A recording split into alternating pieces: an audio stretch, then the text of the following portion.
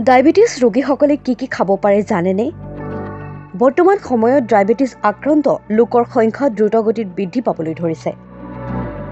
Diabetes আক্ৰান্ত লোকৰ সংখ্যা দিনক দিনে বৃদ্ধি পাবলৈ ধৰা এই ধাৰাৰ যিবোৰ মূল কাৰণ আছে তাৰে ভিতৰত এটি অন্যতম মূল কাৰণ হৈছে দৈনন্দিন খাদ্যাভ্যাস। আপুনি দৈনন্দিন কি খাদ্য গ্ৰহণ কৰে? সেয়ে দৈনন্দিন খাদ্যৰ তালিকাত অৰ্থাৎ পুৱাৰ আহাৰৰ পৰা আৰম্ভ কৰি নিশাৰ আহাৰলৈকে যিবোৰ খাদ্য গ্ৰহণ কৰা হয় সেই খাদ্যসমূহ বাছনি কৰোঁতে যিবোৰ দিশত গুৰুত্ব প্ৰদান কৰিব লাগে সেয়া নকৰিলে আমাৰ শৰীৰত বিভিন্ন ধৰণৰ সমস্যাই দেখা দিয়াৰ আশংকা থাকে। আজি আমাৰ এই বিশেষ প্ৰতিবেদন আপোনালোকৰ বাবে যিসকলে ডায়েবেটিছত কি খাব লাগে নাজানে। হয়, ডায়েবেটিছ ৰোগীসকলে কম সময়ৰ মূৰে মূৰে অলপ খাদ্য গ্ৰহণ কৰিব লাগে। সাধাৰণ লোকৰ দৰে একেবাৰতে বেছিকৈ খাব নালাগে ডায়েবেটিছ ৰোগীসকলে। 2-3 ঘণ্টাৰ মূৰে মূৰে অলপ খাদ্য গ্ৰহণ কৰিব লাগে।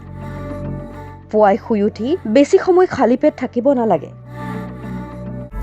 ৰাতিপুৱাৰ সময়ত পাতল আহাৰ গ্ৰহণ কৰাটো ভাল। ব্ৰেকফাষ্টত বেছি কাৰ্বহাইড্ৰেটযুক্ত খাদ্য খাব নালাগে তথা ৰুটি, তৰকাৰী, ডালিয়া, ওটছ আদি খাব লাগে। দুপৰীয়া ভাত খোৱাৰ সময়ত ভাতৰ পৰিমাণ অতি কম ল'ব লাগে। তাৰ সলনি তৰকাৰী, দাইল আদি বেছিকৈ খাব লাগে। পুৱাৰ পৰা দুপৰীয়া আহাৰ সাজ গ্ৰহণ কৰাৰ মাজৰ সময়ছোৱাত যদি ভোক লাগে তেন্তে সেই সময়ছোৱাত বুট, তিয়ঁহ আদি খাব পাৰে। কাৰ্বহাইড্ৰেট বেছি থকা খাদ্যও পৰিহাৰ কৰাটো উচিত, যেনে আলু, কচু, ৰঙা আলু, ৰঙালাও আদি। গাজৰ, পিঁয়াজ আদি কেঁচাইহে খাব পাৰে। ফলৰ ক্ষেত্ৰত কঁঠাল, কল, আঙুৰ, আম আদি এৰাই চলিব লাগে।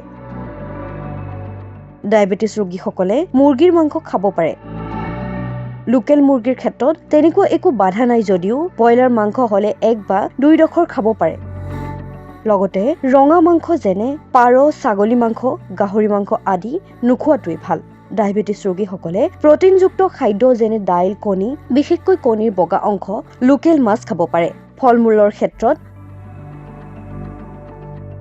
আপেল, মধুৰিআম, নাচপতি, কমলা, মৌচুমী, জামু, নেমু টেঙা, আমলখি খাব পাৰে কম পৰিমাণে। লগতে সেউজীয়া শাক-পাচলি অতি আৱশ্যক। চালাড, তিয়ঁহ আদি খোৱাটো ভাল।